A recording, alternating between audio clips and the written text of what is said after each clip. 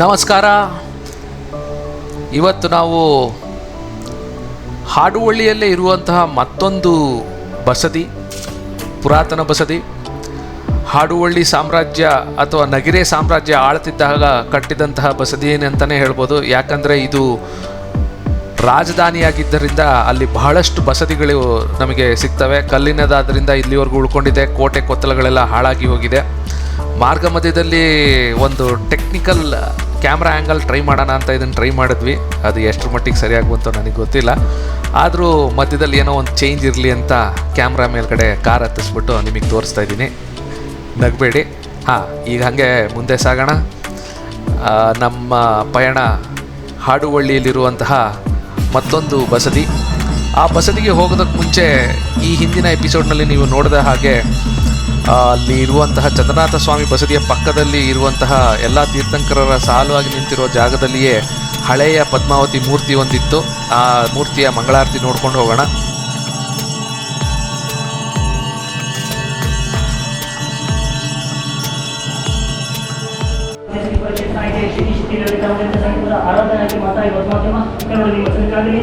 ಈ ನವರಾತ್ರಿಯ ಈ 5ನೇ ತಿಥಿಯ ಸನ್ನಿಧಾನದಲ್ಲಿ ಇವತ್ತಿನ ಶ್ರೀ ಬೆಳಗಿನ ಪೂಜೆಯಲ್ಲಿ ಭಾಗವಹಿಸಿದಂತೆ ಸಮಸ್ತ ಭಕ್ತಾದಿಗಳು ಸತ್ಯಾಂತರ ನಿಮ್ಮ ಸನ್ನಿಧಾನದಲ್ಲಿ ಸೇವೆ ಮಾಡಿಕೊಂಡು ಪ್ರಾರ್ಥನೆ ಮಾಡ್ತಾ ಇದ್ದಾರೆ. ಮಾತಾಯಿ ಈ ನವರಾತ್ರಿಯ ಈ ದಿನದ ಸೇವೆಯನ್ನು ಮಾಡಿಕೊಂಡಂಥ ಸರ್ವರಿಗೂ ಸರ್ವರಿಗೂ ಒಳ್ಳೆ ಮಾಡಿ ನೆನೆಸ್ಬಿಟ್ಟು ಅವರವರ ಮನಸ್ಸಿನ ಇಷ್ಟಾರ್ಥಗಳನ್ನು ಈಡೇರಿಸಿ ಸಂಕಷ್ಟಗಳನ್ನು ದೂರ ಮಾಡಿ ಆ ಕುಟುಂಬಗಳಿಗೆ ಸುಖ, ಶಾಂತಿ, ನೆಮ್ಮದಿ, ಆಯುಷ್ಯ, ಆರೋಗ್ಯ, ಐಶ್ವರ್ಯ, ಸಂಪತ್ತು ರಕ್ಷಣೆ ಕಾಪಾಡಿ ಮುಂದೆ ಅವರವರ ಕುಟುಂಬ ಪರಿವಾರದವರು ಮಾಡುವಂತಹ ಉದ್ಯೋಗದಲ್ಲಿ, ವ್ಯವಹಾರದಲ್ಲಿ, ವರ್ಣೋದ್ಯೋಗದಲ್ಲಿ, ವರ್ಣಗಳಲ್ಲಿ, ಗಂಟೆಗಳಲ್ಲಿ, ಮಂಡಳಿನಲ್ಲಿ ಹುಡುಗರು ಮಕ್ಕಳು ವಿದ್ಯಾಭ್ಯಾಸ ಸಂಪೂರ್ಣ ಒಳ್ಳೆ ಮಾಡಿ ನಡೆಸಿಬಿಟ್ಟು ಯಾವುದೇ ಥರದ ನವಗ್ರಹ ದೋಷಗಳಿಂದ, ನಾಗದೋಷಗಳಿಂದ, ಕುಟುಂಬಾರಿಷ್ಟ ದೋಷಗಳಿಂದ, ಭೂತವಿತ ವಿಚಾರ ಮಾಡುವಂಥ ಪ್ರತಿಮಾನಗಳಿಂದ, ದುಷ್ಟಶಕ್ತಿಗಳಿಂದ ಯಾವುದೇ ರೀತಿ ಕಷ್ಟ ನಷ್ಟ ಹೊಂದಿದ್ದಾಪತ್ತೆ ಅಪಕೀರ್ತಿ ಅವಧಿಗಳು ರೋಗದಲ್ಲಿ ಯಾವ ಕುಟುಂಬವನ್ನು ಭಾವಿಸ್ತೀವಿ ರಕ್ಷಣೆ ಕಾಪಾಡಿ ಅವ್ರು ನಂಬಿದಂತಹ ದೈವಗಳು ಸಹಾಯಕಿರುವಂತಹ ಸದಸ್ಯರು ಸದಾ ಬೆಳಗ್ಗೆ ಒಳ್ಳೆ ಮಾಡಿ ನಡೆಸಿರುವಂಥದ್ದಾಗಿ ಈ ಕ್ಷೇತ್ರ ನಂಬಿ ನಿನ್ನ ಸನ್ನಿಧಾನ ಪೂಜೆ ಕೊಟ್ಟು ಬೇಡ್ಕೊಂಡಿರ್ತಕ್ಕಂಥ ಮುಂದೆ ಬೆಳಕಾಯ್ತು ಒಳ್ಳೆದಾಯ್ತು ಕೀರ್ತಿ ಕೊಟ್ಟು ರಕ್ಷಣೆ ಕಾಪಾಡು ಮಾಡ್ತಾ ಈ ಕ್ಷೇತ್ರ ಶಕ್ತಿ ದೇವತೆ ಗ್ರಾಮದಲ್ಲಿ ಪರಮಾತ್ಮ ಸಂಪೂರ್ಣ ನಿನ್ನ ನಂಬಿ ಕ್ಷೇತ್ರ ನಂಬಿ ಪ್ರಾರ್ಥನೆ ಮಾಡ್ತಾ ಇದ್ದಾರೆ.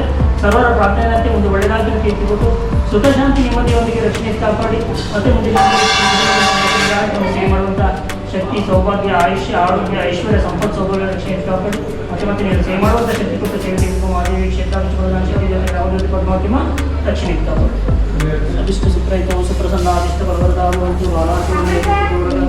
ವಾಹನೆ ಮಾಂಬಾಯ ಪತ್ನಿ ನಿತ್ಯಂ ಲಕ್ಷ್ಮೀ ಹಾಗೆ ಮುಂದೆ ಸಾಗಿದ್ರೆ ಬಲಗಡೆಗೆ ಒಂದು ಸಭಾಂಗಣ ಅಥವಾ ಊಟ ಉಪಚಾರ ನಡೆಯುವಂತಹ ಒಂದು ಕೇಂದ್ರ ಇದೆ. ಅಲ್ಲಿ ನಮಗೆ ಊಟ ತಿಂಡಿ ಮಾಡ್ಕೊಂಡು ಹೋಗೋವರೆಗೂ ಬಿಡಲಿಲ್ಲ. ಸ್ಥಳೀಯರು ಕರೆದುಕೊಂಡು ಹೋಗಿ ನಮಗೆ ಊಟ ತಿಂಡಿ ಮಾಡಿಸಿ ತದನಂತರ ಅಲ್ಲಿಂದ ಸ್ವಲ್ಪ ಮುಂದೆ ಸಾಗಿದ್ರೆ ಮತ್ತೆ ಬಲಬದಿಗೆ ನಮಗೆ ಕಾಣಸಿಗೋದೆ ಈ ಪಾರ್ಶ್ವನಾಥ ಸ್ವಾಮಿ ಬಸದಿ. ಅತ್ಯಂತ ಹಳೆಯ ಬಸದಿ. ಆಗಲೇ ನಾನು ಹೇಳಿದ ಹಾಗೆ ಸುಮಾರು 1000 ವರ್ಷಗಳ ಹಿಂದಿನ ಬಸದಿ ಅಂತಲೇ ಹೇಳ್ಬೋದು. ಯಾಕಂದರೆ ಇಲ್ಲಿ ಆಳಿದಂತಹ ನಗಿರೆ ಸಾಮ್ರಾಜ್ಯದವರು ಅಥವಾ ಸಾಳವ ವಂಶಸ್ಥರು ಕಟ್ಟಿಸಿರ್ಬೋದಾದಂಥ ಬಸದಿ ಇರ್ಬೋದು. ಯಾಕಂದರೆ ಇಲ್ಲಿ ರಾಜಧಾನಿಯಾಗಿ ಈ ಜಾಗ ಬಹಳಷ್ಟು ಒಂದು ವೈಭವೋಪೇತವಾಗಿ ಆ ಕಾಲಘಟ್ಟದಲ್ಲಿ ತನ್ನನ್ನು ತಾನು ನಡೆಸ್ಕೊಂಡಿತ್ತು ಅನ್ನೋದಕ್ಕೆ ಬಹಳಷ್ಟು ಉದಾಹರಣೆ ಮತ್ತು ಕುರುಹುಗಳು ಸಿಗ್ತವೆ.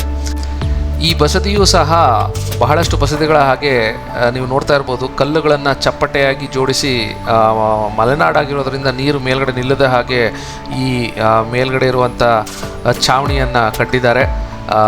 ಸಂಪೂರ್ಣವಾಗಿ ಕಲ್ಲಿನಿಂದ ಕೆತ್ತಲ್ಪಟ್ಟಿರುವ ಈ ಬಸದಿ ಪಾರ್ಶ್ವನಾಥ ಸ್ವಾಮಿ ದೇವನಿಗೆ ಸಮರ್ಪಿತವಾದ ದೇವಸ್ಥಾನ. ನಾವು ಅಲ್ಲಿಗೆ ಹೋದಾಗ ಅಲ್ಲಿ ಮಂಗಳಾರತಿಗೆ ಸಿದ್ಧತೆಗಳು ನಡೀತಾ ಇದ್ವು. ಹಾಗೆ ಮಂಗಳಾರತಿಯನ್ನು ಮುಗಿಸ್ಕೊಂಡು ಆಮೇಲೆ ಮುಂದಿನ ನಮ್ಮ ಪಯಣನ ಸಾಗಿಸೋಣ ಅಂತ ನಾವು ಅಲ್ಲೇ ನಿಂತ್ಕೊಂಡ್ವಿ. ಮಂಗಳಾರತಿ ಮಾಡಿದಂತಹ ವಿಡಿಯೋ ಸಹ ಈಗ ನಿಮ್ಮ ಮುಂದೆ ಬರ್ತದೆ. ಎಲ್ಲರೂ ನೋಡಿ ಪುನೀತರಾಗಿ ಅಂತ ಹೇಳೋಕ್ಕೆ ಇಷ್ಟಪಡ್ತೀನಿ.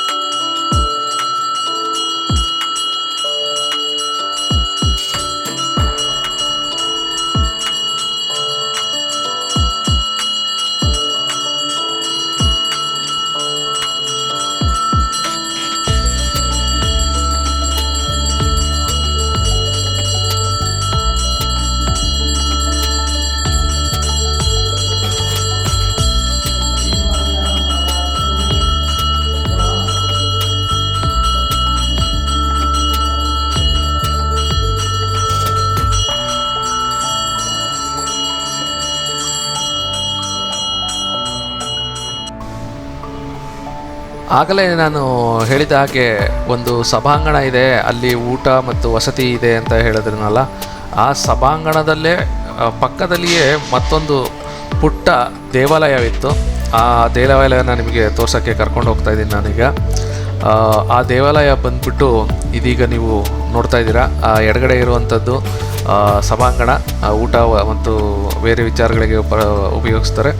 ಇಲ್ಲಿರುವಂಥದ್ದು ಶ್ರೀ ವೀರಮಾಸ್ತಿ ಬಸ್ತಿ, ಹಾಡವಳ್ಳಿ ಭಟ್ಕಳಕ್ಕೆ ಸೇರುತ್ತೆ ಇದೂ.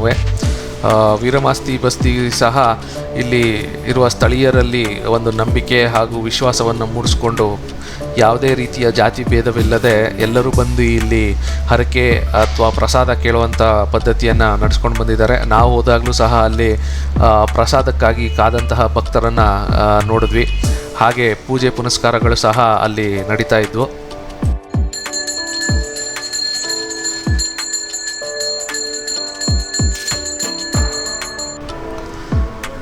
ಹಾಡವಳ್ಳಿನ ಈ ಬಸದಿಗಳನ್ನು ನೋಡಿದ ಮೇಲೆ ನಾವು ಭಟ್ಕಳದಿಂದ ಈ ಕಡೆ ಜೋಗ್ ಫಾಲ್ಸ್ ಅಥವಾ ಗೇರುಸೊಪ್ಪಾಗಿ ಹೋಗೋ ಮಾರ್ಗವಾಗಿ ಘಟ್ಟವನ್ನು ಹತ್ತಿ ಮೇಲಕ್ಕೆ ಹೊರಟ್ವಿ. ಇಲ್ಲಿ ಇನ್ನು ಚಂದ್ರಗಿರಿ ಬೆಟ್ಟದ ಮೇಲೆ ಒಂದು ಪಾಳಬಿದ್ದಂತಹ ಬಸದಿ ಇದೆ, ಹಾಗೆ ಇಂದ್ರಗಿರಿ ಇದೆ. ಅವುಗಳನ್ನು ಮತ್ತೊಮ್ಮೆ ನಿಮಗೆ ಯಾವಾಗಾದರೂ ತೋರಿಸೋದಕ್ಕೆ ಪ್ರಯತ್ನ ಮಾಡ್ತೀವಿ. ಇದೀಗ ಘಟ್ಟವನ್ನು ಹತ್ತಿ ಮೇಲೆ ಹೋಗುವಂಥ ಸಮಯ.